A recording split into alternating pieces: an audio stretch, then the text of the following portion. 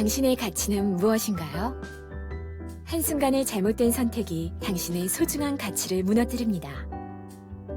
성장을 위한 활기참의 가치, 열정을 위한 즐거움의 가치, 큰 꿈을 위한 성취감의 가치, 화목을 위한 행복함의 가치, 보람을 위한 나눔의 가치. 당신의 소중한 가치를 버리시겠습니까? 성매매 없는 세상, 함께 만들어갑니다. 성매매 방지 캠페인.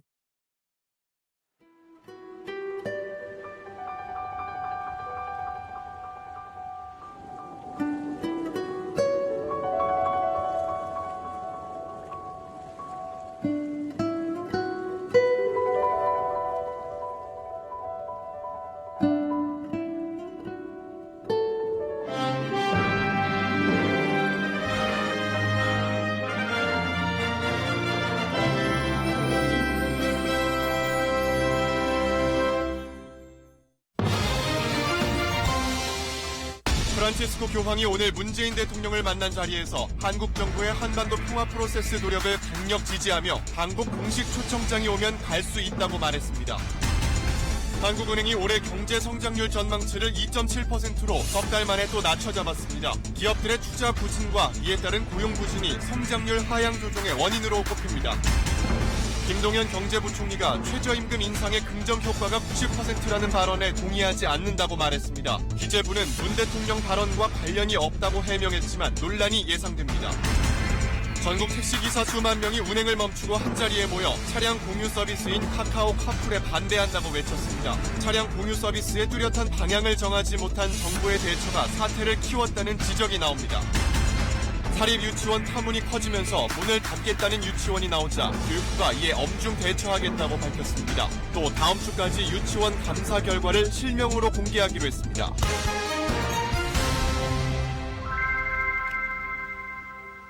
여러분 안녕하십니까? KBS 9시 뉴스입니다.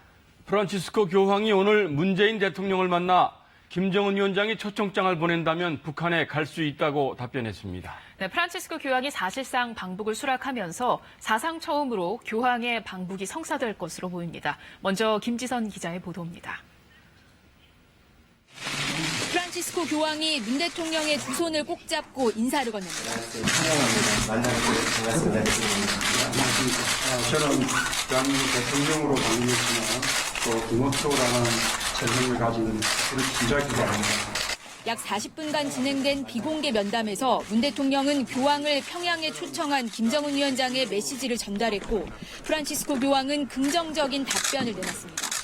교황은 김 위원장이 초청장을 보내도 좋겠느냐는 문 대통령의 질문에 대통령께서 전한 말씀으로도 충분하나 공식 초청장을 보내주면 좋겠다고 답했습니다.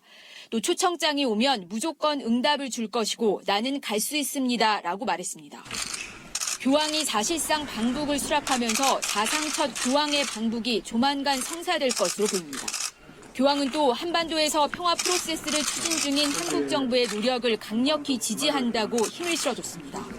앞서 교황청 성베드로 대성당에선 특별 미사가 열렸고 문 대통령의 연설도 이어졌습니다.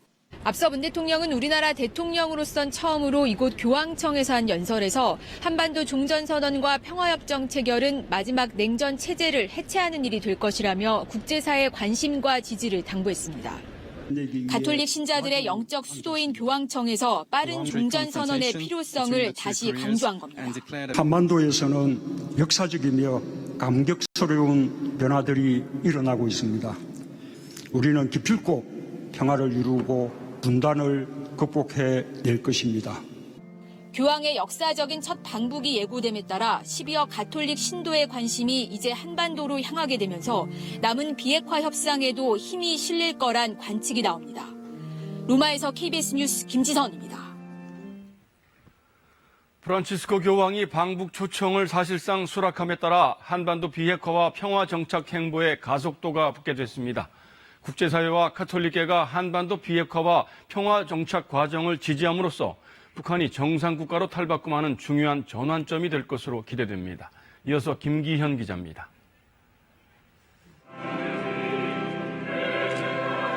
교황청이 이례적으로 특정한 국가의 평화를 위한 미사를 개최한 건 한반도 평화 문제를 인류가 반드시 해결해야 할 절실한 과제로 판단한 결과입니다.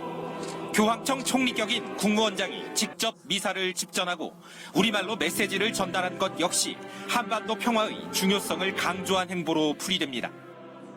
프란체스코 교황님의 축복을 전합니다. 한반도의 평화를 위해 기도합시다. 프란치스코 교황이 김정은 위원장의 방북 초대에 응한 것 역시 이 같은 한반도 평화에 대한 염원에 적극 화답한 것으로 해석됩니다. 나아가 북미 정상회담을 앞두고 한반도와 세계 평화를 위한 바람직한 길의 개척이 되기를 기원하던 단계를 넘어 교황이 직접 변화를 이끌겠다는 의지를 분명히 한 것으로 평가됩니다. 실제 교황 방북이 성사되면 북한의 평화체제 수용 의사가 공식화되는 동시에 정상국가로 변화를 촉진하는 중대 전환점이 될 가능성이 높습니다. 대북제재 완화를 비핵화 촉진제로 활용하겠다는 문 대통령의 구상 역시 탄력을 받게 될 전망입니다. 시편의 말씀처럼 이제 한반도에서 자애와 진실이 서로 만나고 정의와 평화가 입을 맞출 것입니다. 문재인 대통령은 잠시 후 아셈 정상회의가 열리는 벨기에로 이동해 영국을 비롯한 유럽과 아시아 각국 정상들을 상대로 한반도 평화 외교를 이어갈 계획입니다. 로마에서 KBS 뉴스 김기현입니다. 한국은행이 올 경제 성장률 전망치를 당초 2.9%에서 2.7%로 하향 조정했습니다. 한은은 올 초만 해도 3% 성장을 예상했었는데 지난 7월에 한 차례 하향 조정하더니 석 달 만에 또 전망치를 끌어내렸습니다. 내년 성장률도 0.1%포인트 내린 2.7%로 낮춰 잡았습니다. 우리 경제가 내년에도 좋아지기 어렵다는 얘기입니다. 이렇게 경기 둔화에 대한 부담이 커지자 한국은행은 오늘 금통위에서 기준금리를 동결했습니다. 통상 실제 성장률은 전망치보다 낮아지는 경우가 많아서 올해는 2.7% 성장도 사실상 장담하기 어려운 상황입니다. 이렇게 경제 성장률이 하향 조정된 배경을 먼저 김수연 기자가 짚어봅니다. 국내 디스플레이 산업 양대 산맥인 삼성과 LG 모두 올 하반기 모바일용 부품 투자 계획을 내년으로 미뤘습니다. 스마트폰 시장이 정체됐다는 판단에서입니다. 이 같은 디스플레이 업황 부진과 반도체 공급 과잉 우려는 국내 수출 기업들의 설비 투자에 직격탄이 됐습니다. 한국은행은 성장률 하향 조정의 가장 큰 원인 중 하나로 이런 투자 부진을 꼽았습니다. 외환 위기 이후 가장 긴 내림세를 걷고 있는 설비 투자가 올해는 지난해보다 아예 감소할 걸로 내다봤습니다. 또 이런 기업들의 투자 부진으로 올해 취업자 수 증가폭은 올 초 예상치의 3분의 1도 안 되는 9만 명으로 낮춰 잡았습니다. 미중 무역 분쟁과 미국 금리 인상으로 인한 세계 금융 불안 확대 등의 대외적 요인도 걸림돌입니다. 여러 가지 대외 리스크가 있었는데 그 대외 리스크가 요즘은 표면으로 드러나서 좀 상승작용을 한다고 할까요? 그래서 그런 리스크의 불확실성이 상당히 높아져 있습니다. 내년엔 수출 전망도 어둡습니다. 내년 초부터 미중 무역 분쟁이 기업 실적에 영향을 미치기 시작해 주요국 성장세까지 주춤해질 것으로 보여 우리 수출도 증가세가 올해보단 약해질 거란 분석이 나오고 있습니다. 무역 분쟁이 서로 합리적인 선에서 끝날 것이라는 좀 기대가 있었는데 내년에도 무역 환경이 상당히 좀 불확실하기 때문에 우리 경제를 이끌던 수출에 대한 좀 눈높이를 낮춰야 되고 한국은행은 우리 경제가 잠재 성장률 수준의 성장세를 이어간다면서도 고용과 수출, 그러니까 성장의 내용과 질을 주의 깊게 지켜봐야 한다고 밝혔습니다. KBS 뉴스 김수연입니다. 이렇게 경기 둔화에 대한 우려감 때문에 한국은행은 일단 기준금리를 동결했습니다. 그러나 미국과의 금리 격차가 커지면서 외국 자본 유출에 대한 우려가 커지고 있고 무엇보다도 집값 안정을 위해서는 금리를 올려야 한다는 목소리가 힘을 얻고 있습니다. 한국은행도 다음 달쯤 금리 인상 가능성을 내비쳤습니다. 이어서 이중근 기자입니다. 한은은 오늘 금리는 동결했지만 조만간 금리를 올릴 수 있다는 뜻을 내비쳤습니다. 금리 안정에 중점을 둔다고 하는 그 단계가 이전보다는 더 그것이 강화되지 않느냐, 역점을 더 둬야 할 그런 상황이 가까워왔다. 한은이 금리 인상 필요성을 언급한 건 우선 가계부채 증가율이 8% 안팎으로 5% 정도인 소득 증가율보다 높게 나타나고 있고 그 결과 집값 등 자산 가격이 급격히 오르는 이른바 금융 불균형 문제가 심해지고 있기 때문입니다. 또 현재 0.75%포인트인 미국과 우리나라의 금리 격차가 미국의 금리 인상으로 더 벌어지면 외국인 투자 자금이 빠져나갈 거란 우려도 인상 필요성에 무게를 싣고 있습니다. 실제로 이번 금통위에서 위원 7명 가운데 2명은 금리를 인상해야 한다는 의견을 냈습니다. 전문가들도 대체로 한은이 다음 달 금통위에선 금리를 올릴 것으로 예상하고 있습니다. 금리를 결정하는 올해 마지막 회의인 다음 달 말 금통위를 넘긴다면 내년에는 더 어려워질 수 있기 때문입니다. 무역 갈등에 대한 부정적인 여파는 아마 내년 1분기가 가장 커질 것 같습니다. 그렇기 때문에 11월 인상 이후에 금리 인상은 점점 더 어려워지지 않을까 그렇게 판단합니다. 다만 다음 달 금통위 전에 발표되는 10월 고용 지표가 금리 결정에 영향을 미칠 것으로 예상되는 가운데 올해는 아예 금리를 올리지 않을 거란 전망도 나오고 있습니다. KBS 뉴스 이중근입니다.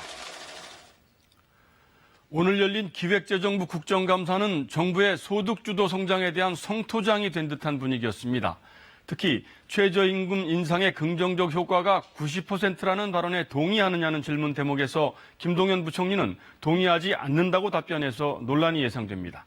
야당 측은 과거 문 대통령 발언을 염두에 두고 물어본 것일 텐데 기획재정부는 최저임금 인상 효과에 대한 원론적 취지의 답변일 뿐이라고 해명했습니다. 신선민 기자입니다.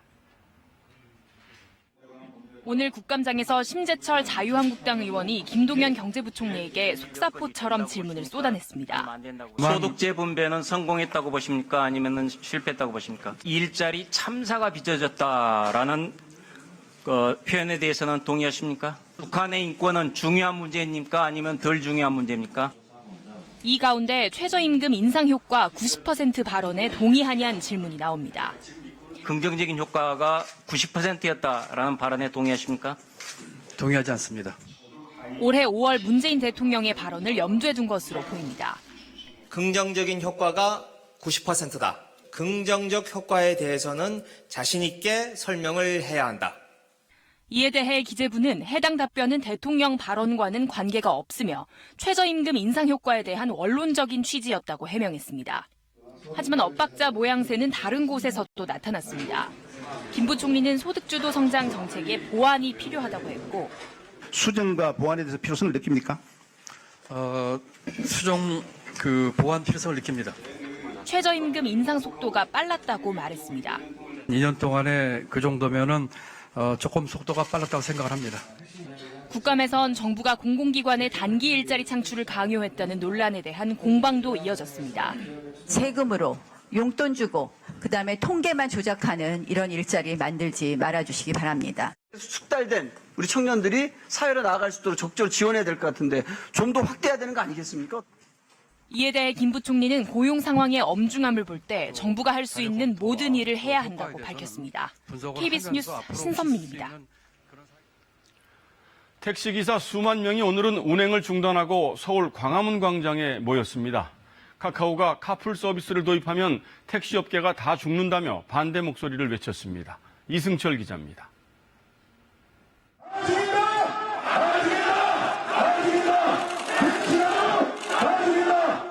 전국에서 모인 택시기사들이 서울 광화문 광장을 메웠습니다. 정부 추산 3만, 집회 측 추산 최대 7만 명입니다. 모바일 앱을 이용해 자가용을 나눠 타는 카카오의 카풀 서비스가 택시업계를 벼랑 끝으로 내몰고 있다고 주장했습니다. 손님을 하나 태워서 출퇴근 시간에 돈을 번다는 게 4차 산업이라는 건 난 제가 많이 못 배웠지만 그건 4차 산업이 아니라고 봅니다. 일부는 청와대 인근까지 행진하며 법망을 피한 카카오의 영업을 정부가 막아달라고 요구했습니다. 집회가 열린 시각 도로에는 택시가 눈에 띄게 줄었습니다. 국토교통부는 서울 지역의 택시 운행률이 80%대까지 내려갔다고 밝혔습니다. 아유, 다리는 아프고 죽겠어요. 여기 주섬 이거 맞아서 또 여기 쑤시지. 다리가 저려서 못 설 거 있다고. 경기 인천 지역은 오전 한때 운행률이 50, 60%까지 내려가 시민들의 불편이 더 컸습니다. 평소에도 택시 서비스에 불만이던 일부 시민들은 곱지 않은 시선을 보냈지만 지지하는 목소리도 적지 않았습니다. 택시 기사분들이 만약에 수입이 없으면 가정이 파탄되는 거잖아요. 그렇죠? 근데 카카오톡은 안 해도 되잖아요. 택시 기사들은 카풀 서비스를 막아 생존권을 지키겠다고 결의하면서 시민에게는 승차 거부를 하지 않는 친절한 택시로 거듭나겠다고 약속했습니다. KBS 뉴스 이승철입니다. 택시업계의 생존권을 보호하느냐, 소비자들 선택권을 확대하느냐. 카카오와 택시업계 사이에서 정부도 고민이 커지고 있습니다. 정부는 카풀 횟수와 시간을 제한하는 내용의 중재안을 내놨지만 양측 모두 반발하고 있습니다. 다양한 교통 대체 수단들이 속속 선보이고 있는데도 정책이 이를 따라가지 못해서 현장의 혼선이 계속되고 있습니다. 이어서 김나나 기자입니다. 카카오톡이 만든 카풀 서비스 앱입니다. 가려는 목적지를 입력하면 같은 방향으로 가는 차량과 연결해주는 방식입니다. 선택할 수 있는 그런 옵션들이 많아진다면 택시 못 잡아서 집에 가는데 불편했던 적이 굉장히 많거든요. 현행법은 출퇴근 시간에 한해 이렇게 돈을 주고 받는 유상 운송을 허용하고 있습니다. 이 출퇴근 시간은 국토부 장관이 고시하도록 했는데 이걸 구체적으로 정하지 않아 혼란은 더 커졌습니다. 시간 제한을 없애자는 카풀 업계와 출퇴근 시 허용도 인정할 수 없다는 택시 업계가 부딪힌 겁니다. 결국 국토부는 하루 2회로 카풀 횟수를 제한하는 중재안을 내놨습니다. 유연 근무제 등으로 현실적으로 출퇴근 시간 범위를 정하기 어렵다는 판단에서입니다. 또 직업이 있는 사람만 카풀을 허용하는 방안을 추진해 카풀 기사가 전업 기사로 일하는 것을 원천 차단하기로 했습니다. 그러나 양측 모두 반대하면서 협상은 결렬된 상태입니다. 과한 우려라고 저희는 좀 보고 있습니다. 정부나 관계부처에서 승차 공유의 장점과 택시의 장단점을 다 알고 계시기 때문에 규제 해제나 방안을 주시면 됩니다. 국내에 우버가 처음 도입돼 논란이 인지도 5년이나 지났는데도 정부는 아직까지 명확한 방향을 잡지 못한 채 적극적인 중재 노력조차 하지 않고 있습니다. 다양한 대체 수단이 속속 나오는 현실에서 법조항 일부를 고치는 미봉책으론 한계에 부딪힌 상황. 소비자 이동권 확대냐, 택시업계의 생존권 보호냐, 미래 산업의 상생을 아우를 사회적 합의가 시급합니다. KBS 뉴스 김나나입니다. 이렇게 정책적 대응이 늦어지면서 갈등과 논란이 계속되고 있습니다. 그렇다면 다른 나라들은 이런 문제를 어떻게 풀었을까요? 승차 공유 서비스가 도입된 외국 사례를 이재휘 기자가 살펴봤습니다. 세계 1위 승차 공유 업체 우버. 승차 공유로 벌어들인 수익을 바탕으로 자율주행차 분야까지 영향력을 확대했습니다. 글로벌 IT 공룡인 구글은 카풀 서비스 확대를 위해 자회사까지 만들었습니다. 이들 모두 차량 공유 서비스를 미래 먹거리로 본 겁니다. 자율주행차 산업이라든가 모빌리티 산업, 굉장히 커다란 미래 빅픽처를 그릴 수 있는 하나의 기반 사업으로 볼 수가 있습니다. 이런 추세를 반영하듯 미국에선 벌써 5년 전 승차 공유 산업을 육성하기 위한 법적 기반이 만들어졌습니다. 중국에선 승차 공유 사업을 합법화하고 산업화를 위해 국부 펀드까지 동원하고 있습니다. 그러나 승차 공유 서비스가 모든 나라에서 환영받는 건 아닙니다. 스페인과 독일에선 우버 영업을 둘러싸고 법적 분쟁이 한창입니다. 택시업계의 반발과 함께 승객 안전에 대한 우려가 작용한 결과입니다. 규제에 맞서는 대신 타협을 선택하는 업체도 있습니다. 동남아 승차 공유 시장에서 1위를 기록하고 있는 그랩이 대표적입니다. 이 업체는 각국 규제를 준수하면서 택시 기사들도 자사 앱을 사용하도록 하는 등 기존 산업과의 조화를 꾀하고 있습니다. 택시 기사님들도 더 디지털 기술을 활용해서 더 좋은 산업과 더 좋은 서비스를 이끌어낼 수 있는데 그 부분 자체도 막혀 있으니까 마치 기존 산업을 다 해체시키는 것처럼. 일본이 도쿄올림픽 특수를 내다보고 승차 공유 사업의 합법화 움직임을 보이는 가운데 규제 체제가 비슷한 우리 정부의 선택에도 관심이 쏠립니다. KBS 뉴스 이재입니다. 다음 소식입니다. 서울교통공사 직원의 친인척이 대거 무기계약직에서 정규직으로 전환된 사실이 드러나며 고용 세습 논란이 일고 있는데요. 이 문제를 제기한 자유한국당은 권력형 채용 비리라며 국정조사를 요구하고 있습니다. 당 지도부가 서울시 국감장까지 찾아가 규탄 시위를 벌이기도 했습니다. 보도에 안다영 기자입니다. 서울시청에 대한 국정감사장. 자유한국당은 서울교통공사의 고용세습 의혹을 특권 노조와 유착된 권력형 비리라고 규정했습니다.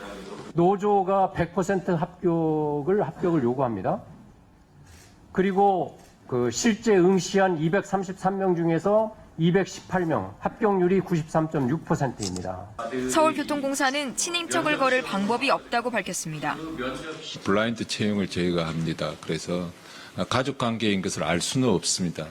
이 문제를 국정조사해야 한다고 방침을 고친 한국당에 이어 바른미래당도 동조 기류입니다.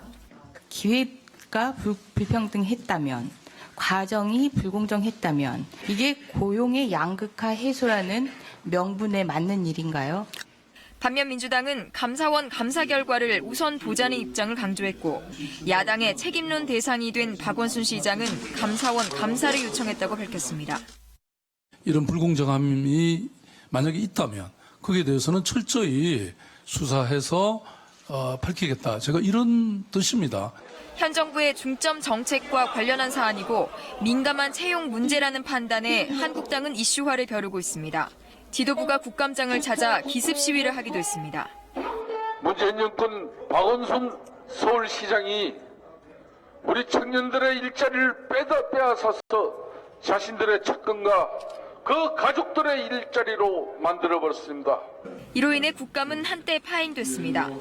행안위의 국감을 방해하는 행위라고 저는 봅니다. 공식적인 사고가 있지 않는 한 정상적으로 회의를 할 수 없다 이렇게 생각을 합니다.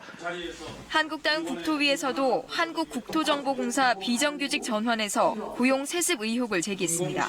KBS 뉴스 안다영입니다. 야당의 이런 총력전에 서울교통공사는 문제가 없다는 입장입니다. 공사 측 주장대로 정규직이 된 직원의 친인척이 108명뿐인 건지 또 비정규직으로 입사하면 곧 정규직으로 바뀐다는 내부 정보를 미리 알고 있었던 건 아닌지 엇갈리는 주장과 의혹을 짚어봅니다. 홍수진 기자입니다. 양쪽의 진실 공방은 먼저 숫자를 두고 벌어집니다. 자유한국당은 확인된 친인척 108명은 전체 공사 직원 중 11.2%만 응답한 설문조사 결과일 뿐이며 실제로는 대상자가 더 있을 거라고 주장합니다. 17,000여 명 중에 친인척 가족이 몇 명 공부하는지 전수조사 자료 공개하기를. 서울교통공사는 직원의 거의 전부가 응답했고 대상자는 108명뿐 더는 없다는 입장입니다. 139개 부서별로 문서 또는 이메일로 결과를 보내달라고 해서 부서 정원으로 보면 99.8%.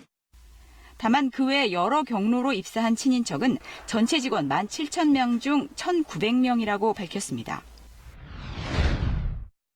두 번째 의혹은 108명 가운데 구의역 사고 이후에 입사한 65명이 정규직 전환 예정 사실을 미리 알았는지입니다. 자유한국당은 사고 한 달 뒤에 박원순 시장과 서울시가 안전업무 직원의 정규직 전환을 거듭 밝힌 점에 주목합니다. 일부 직원도 그런 정황을 증언합니다. 내부적으로는 아무래도 일괄적으로 정규직이 될 가능성이 높다고 소문이 나.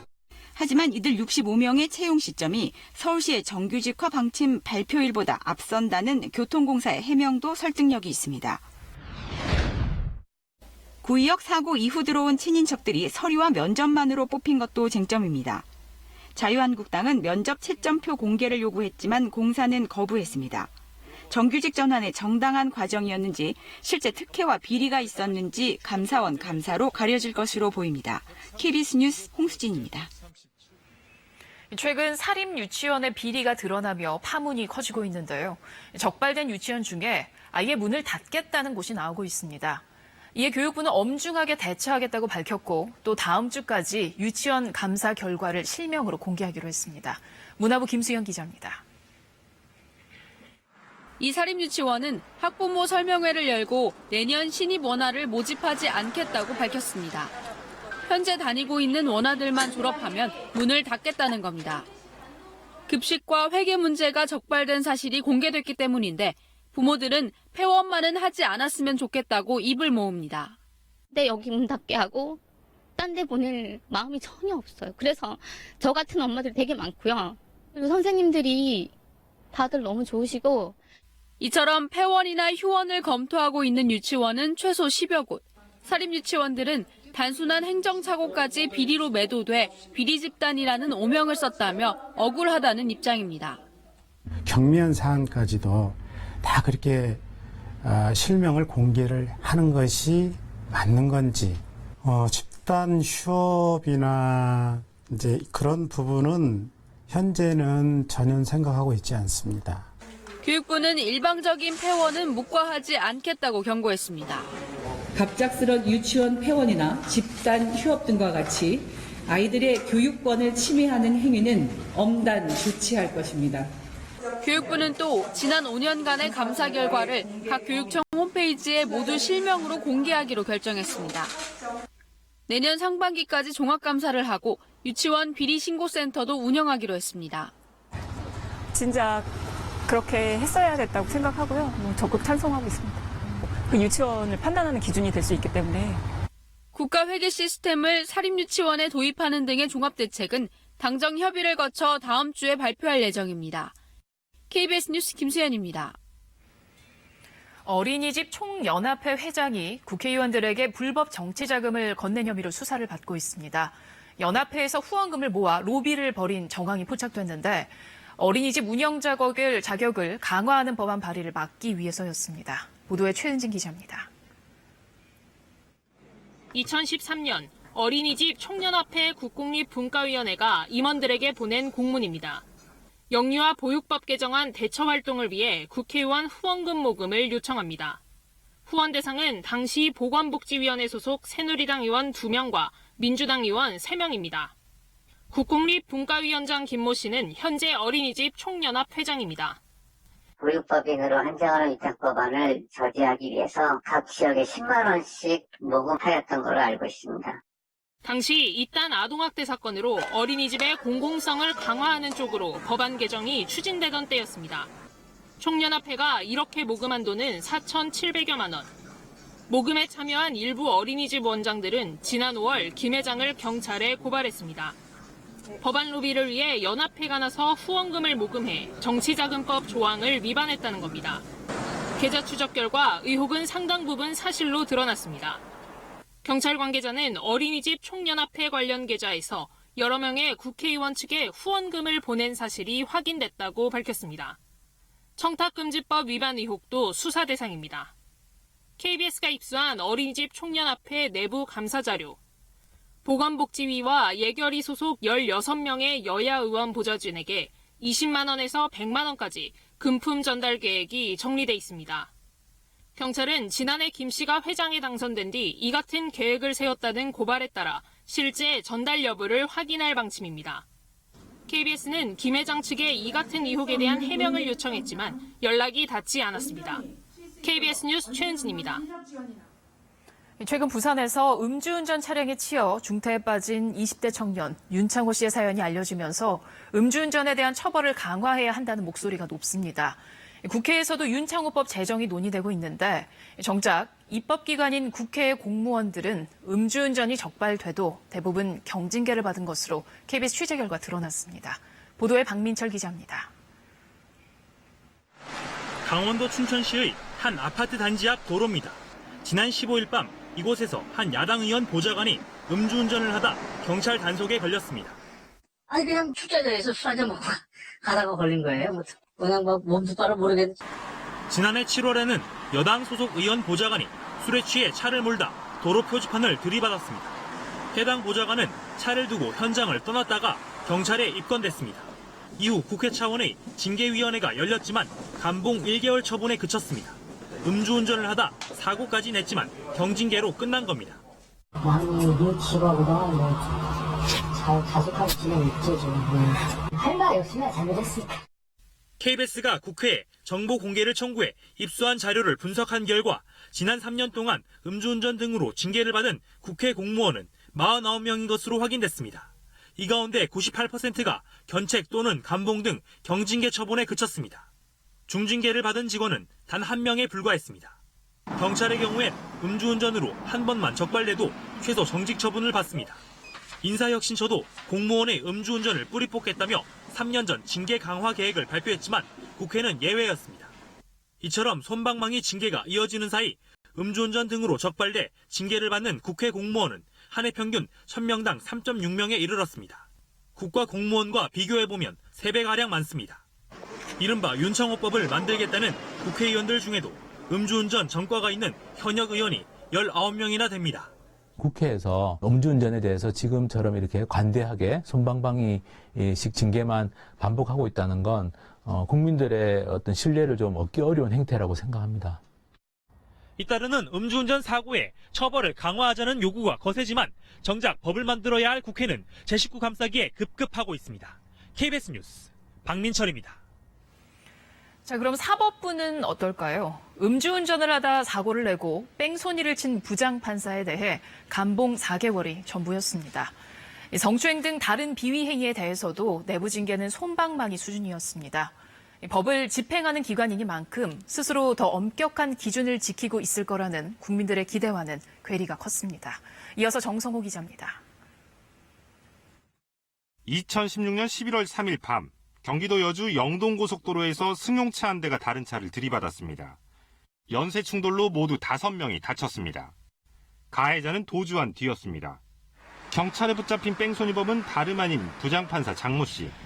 혈중 알코올 농도 0.058%로 면허 정지 수준이었습니다. 음주 뺑소니 혐의로 1심에서 벌금 800만 원이 선고됐습니다. 사법부의 자체 징계는 어땠을까? 대법원은 장 부장판사에게 감봉 4개월 징계를 내렸습니다. 사유는 품위 유지 의무 위반이었습니다. 지난 5년여간 법원이 징계 처분한 법관과 법원 공무원은 모두 149명.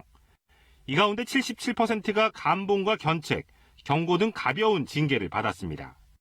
특히 음주운전 등 관련 징계가 53명으로 가장 많았는데 대부분 견책, 잘해야 감봉이었습니다. 다른 비위 판사들 징계 역시 솜방망이였습니다. 검사 성추행은 정직 1개월, 지하철 몰카는 감봉 4개월, 변호사 성희롱엔 감봉 3개월이 전부였습니다. 국민들의 법감정에 전혀 맞지 않다고 보고요. 법관들은 파면이나 해임을 헌법적인 절차에 의해서 할 수밖에 없는 한계가 있습니다. 그래서 향후에 법관징계법의 개정도 더 필요할 것 같고요. 법관은 금고 이상의 형이나 탄핵이 아니면 파면되지 않고 최고 징계 수위는 정직 1년으로 정해져 있습니다. KBS 뉴스 정성호입니다. 군검 합동수사단이 오늘 한민구 전 국방부 장관과 김관진 전 청와대 국가안보실장을 피의자 신분으로 소환 조사했습니다. 한 전 장관과 김 전 실장은 박근혜 전 대통령이 탄핵 심판을 받고 있을 때 계엄령 문건을 만드는 데 관여한 혐의를 받고 있습니다. 합수단은 이들을 상대로 계엄 문건이 청와대와 교감 아래 만들어졌는지 집중 추궁한 것으로 전해졌습니다. 태광그룹의 이호진 전 회장, 7년 전 횡령 혐의로 구속 기소돼서 징역 3년 6개월을 선고받은 상태입니다. 하지만 보석으로 풀려나 실제 수감돼 있던 기간은 지금껏 단 63일 뿐이었습니다. 이승재 기자가 보도합니다. 2011년 1월 태광그룹 이호진 전 회장이 배임과 횡령 혐의로 구속됐습니다.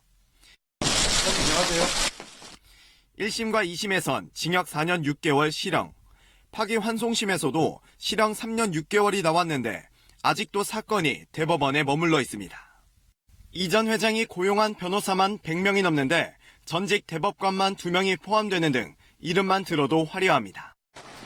그런데 8년 가까운 기간 이 전 회장이 구치소에 갇혀 있었던 시간은 얼마나 될까? 딱 63일입니다. 병을 이유로 구속 집행정지와 보석으로 풀려나 무려 7년 7개월 동안 감옥 생활을 피한 겁니다. 일반 재소자들에겐 꿈 같은 이야기입니다. 실제로 최근 10년 동안 교정시설에서 병으로 숨진 사람만 181명입니다.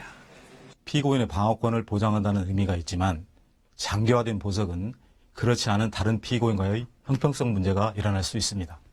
이 전 회장이 병보석 허가를 받은 건 6년 전, 주거지를 집과 병원으로 제한하는 조건이었습니다. 그런데 법원이 보석으로 풀려난 피의자의 건강 상태나 주거 상황을 확인하는 규정은 없습니다.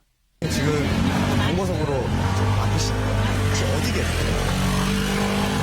차대에 계세요? 2016년엔 보석 조건 위반 의혹이 나와 진상조사까지 벌였지만 이 결과마저도 공개하지 않고 있습니다.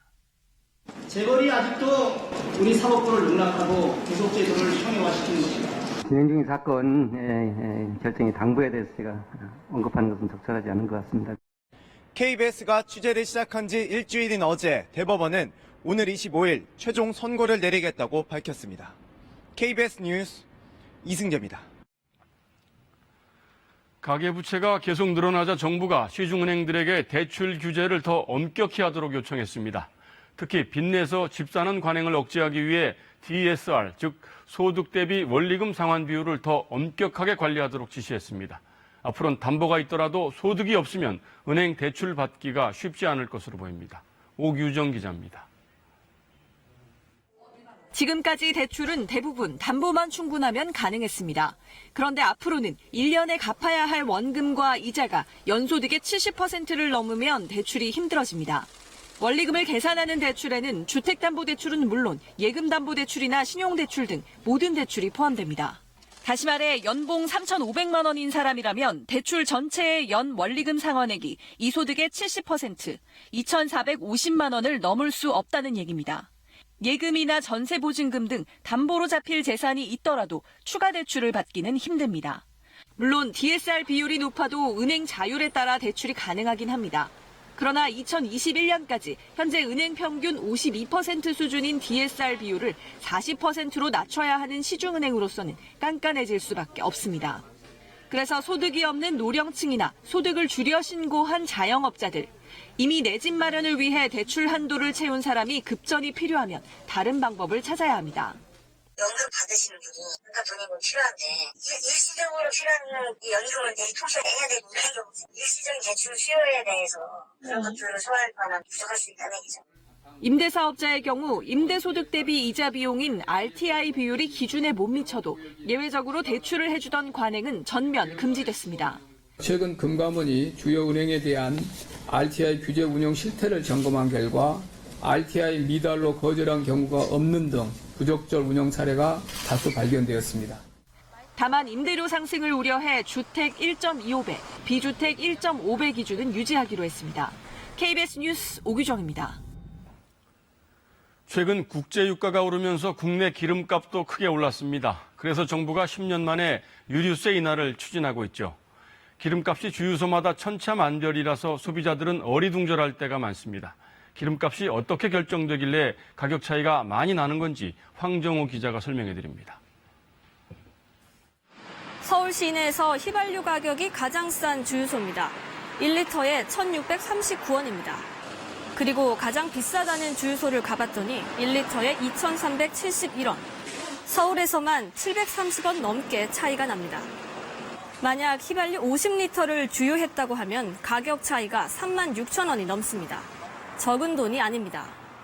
주유소마다 자율적으로 가격을 정하다 보니 이렇게 기름 가격이 다 다른데요. 기름 가격 구성을 보면 가장 많은 비중을 차지하는 건 아무래도 세금, 바로 유류세입니다. 많이 쓰는 휘발유를 예로 들어보겠습니다. 휘발유 1리터에 교통에너지 환경세, 그리고 주행세 등 각종 세금이 정액 방식으로 붙습니다. 이걸 다 더하면 평균 기름 가격의 54%가 넘습니다. 가장 비중이 큰 이 유류세를 정부가 깎아주겠다고 예고한 겁니다. 그 다음은 국제 휘발유 가격의 영향도 큽니다. 국내 주유소들이 국제 휘발유 가격을 따라가는데요. 이게 시차가 좀 있습니다. 보시는 것이 올 1월 국제 휘발유 가격의 추인데요. 계속 오르다가 마지막 주에 내림세입니다. 이때 국내 주유소에서 파는 휘발유 가격은 어떨까요? 바로바로 반영되지 않다가 2주 정도 뒤에 가격이 내려갑니다. 원유를 수입해 들여오고 정유사들이 휘발유로 만들어 주유소에 팔 때까지 시간이 걸리기 때문에 매일 변하는 국제 유가와 국내 휘발유 가격이 같을 순 없는 겁니다. 여기에다 주유소에서 유통비용이나 임대료 등을 감안해서 최대 8% 정도 마진을 남겨야 소비자 판매 가격이 결정됩니다. 이 때문에 주변에 주유소가 많아 경쟁이 심해지면 기름 가격이 좀 싸지고 그 반대라면 비싸질 수 있습니다. 예를 들어 서울 시내에서 기름 가격이 비싼 주유소들 찾아가 보면 대부분 임대료가 비싸고 주변에 기업체가 밀집해 있는 지역이 대부분입니다. 이런 곳들은 기업 법인카드 결제가 많다 보니 비싼 기름 가격을 유지한다는 분석도 나옵니다. KBS 뉴스 황정호입니다. 우리나라 한 해 국방 예산은 무려 40조 원이나 됩니다. 그런데 아직도 전방부대에는 비탈길도 오르지 못해서 덜덜거리는 전차들이 수백 대나 배치되어 있습니다. 잔존 가치가 없어서 오래전에 폐기됐어야 할 전차들이 최전방 안보를 책임지고 있는 셈입니다. 어찌된 일인지 황현택 기자가 취재했습니다. 굉음을 내며 모습을 드러내는 이 전차. 1977년 도입돼 40년 넘게 운용 중인 M48 전차입니다. 재원상 평지 최고 속도는 시속 50km, 그런데 실제로는 20km에 그칩니다. 20도가 넘는 경사로는 차체를 돌려 후진으로 오르는 웃지 못할 일도 벌어집니다. 사방의 적 전차를 공격하기 위한 포탑의 회전수는 분당 4에서 5회, 우리 군의 주력 K1 전차의 절반 수준에 불과합니다. 야간 조준경으로 500m 이상 표적은 식별조차 어렵습니다. 현재 조준선만 식별되고 정말 자세히 봐야지 식별이 될까 말까입니다. 현대전은커녕 기본적인 작전 수행 능력도 떨어지는 이런 전차들이 전방과 동원사단에 600여 대가 운영되고 있습니다. 단종된 부품을 다른 전차에서 떼다 쓰는 이른바 부품 돌려막기도 한계 상황입니다. 전투 부대 임무 수행을 하기 위해서 훈련을 해야 되는데 정비를 하다 보니까 훈련할 수 있는 시간이 점점 줄어드는 겁니다. 육군이 M48 전차의 경제성을 분석한 결과입니다. 이미 2011년에 대당 연평균 정비 비용이 전차를 유지했을 때 얻을 수 있는 이익, 즉 잔존 가치를 넘어섰습니다. 쓰면 쓸수록 손해란 얘기입니다. 잔존 가치는 해마다 줄어 급기야 올해는 0원, 말 그대로 깡통 전차가 됐습니다. K2 차기 전차가 노후 전차들을 대체해야 했지만 엔진 개발 등의 국산화 문제로 폐역이 미뤄져 온 탓입니다. 장병들의 안전까지 이어갈 수 있기 때문에 하루빨리 도태시키고 K2 등 차기 전차의 전력화 작업을 앞당겨야 합니다. 육군은 M48 전차 유지에 따른 손실 비용을 2020년에는 1,600억 원, 2030년에는 3,000억 원으로 추산했습니다. KBS 뉴스 황현택입니다. 근로자들의 직업 능력 개발을 위해 정부가 사업장에 교육비를 지원하고 있습니다. 요즘은 사이버 강의가 대부분이라 올 상반기에만 여기에 1,000억 원 이상의 정부 지원금이 투입됐습니다. 이렇게 규모가 커지다 보니 업체들 간의 리베이트 경쟁이 상당한데 적발이 돼도 처벌은 할 수가 없는 상황입니다. 왜 그런 건지 김현주 기자가 취재했습니다. 한 직장인이 인터넷 강의로 성희롱 예방 교육을 받고 있습니다. 시간과 장소에 구애받지 않아 정부 지원 직업능력 개발 과정은 이런 사이버 교육이 대세. 올 상반기에만 1,000억 원대의 정부 지원금이 투입됐습니다. 시장이 커지다 보니 원격 훈련 업체끼리는 사업장을 따내기 위한 리베이트 경쟁이 극심한 상황. 리베이트 없으면 영업을 할 수가 없다. 교육에 관심 없고 얼마 더 줄 수 있느냐. 이걸 가지고서 판단해버리니까. 공공연히 업종별 리베이트 비율이 나돌기도 합니다. 국가로부터 지원받는 금액의 40에서 50% 정도를 병원 쪽 같은 경우는 준다고 그러고 일반 기업들 같은 경우는 20, 30 정도로 주는 걸로 워크숍을 보내주거나 연수 등 상품권 임원진들한테. 지난해 한 업체는 병원 4곳에 1억 원 상당의 리베이트를 줬다 적발됐습니다. 자격정지 2년의 행정처분을 받았지만 업체는 행정소송 끝에 무죄를 선고받았습니다. 판결문을 보니 부가 서비스, 즉 리베이트 제공은 규제가 필요하지만 별도의 제재 규정을 두어 규제할 수 있을 뿐이라고 돼 있습니다. 관련법에 없어 처벌을 못한다는 겁니다. 형법 조항을 통해서 처벌이 가능하다라고 했었는데 지금 법원의 판단이 그렇지 않아서요. 직업능력개발법상 리베이트와 관련된 처벌 조항을 반드시 포함을 해야 될 것 같습니다. 노동부는 올해 안에 리베이트 금지 조항을 명시하는 보완 입법을 마련하겠다고 밝혔습니다. KBS 뉴스 김현주입니다. 외교부가 일본 정치인들의 야스쿠니 신사 참배와 아베 총리의 곡물 복납을 강도 높게 비판했습니다. 외교부는 오늘 대변인 논평을 통해 일본 정치인들이 올바른 역사 인식의 토대 위에서 과거사에 대한 겸허한 성찰과 진지한 반성을 행동으로 보여줌으로써 주변국들의 신뢰를 얻고 미래지향적인 한일 관계 발전에 기여해 나갈 것을 엄중히 촉구한다라고 밝혔습니다. 남북이 지난달 19일 체결한 판문점 선언 이행을 위한 군사 분야 합의서와 관련해 유엔군 사령부가 모든 내용에 합의하고 내부 승인 절차를 마무리한 것으로 알려졌습니다. 군 관계자는 KBS와의 통화에서 유엔군 사령부가 합의서의 모든 내용에 동의하며 전적으로 지지한다는 내용의 입장문을 내일 발표할 것이라고 전했습니다. 사우디의 한 언론인이 터키에 있는 자국 영사관에서 보름 전 사라졌습니다. 외신들은 아랍의 언론 자유를 주장하던 이 기자가 사우디 지배층에 의해 잔혹하게 살해됐을 것이라는 보도를 쏟아내고 있는데요. 사우디와 터키 당국은 물론이고 미국의 이해관계가 얽히면서 국제사회가 이 사건을 주목하고 있습니다. 보도에 김영덕 특파원입니다. 언론인 카슈쿠지가 실종된 터키 주재 사우디 총영사관과 관저. 실종 13일 만에 터키 수사당국의 현장 조사와 수색이 이루어졌습니다. 국제적인 비난 여론에 사우디 정부가 수색 요구를 수용했습니다. İşte bu soruşturmalardan sonra ve incelemelerden sonra ortaya çıkacak netice üzerinde biz sizlere net bilgi verebiliriz. 터키 언론 등은 그러나 실종 사건 직후부터 사우디 왕실의 언론인 살해극이라고 단정적으로 보도했습니다. 실세 왕세자의 경호원이 포함된 암살조 15명의 얼굴이 공개됐고 고문과 살해 상황을 담은 녹음을 직접 들었다는 폭로가 이어졌습니다.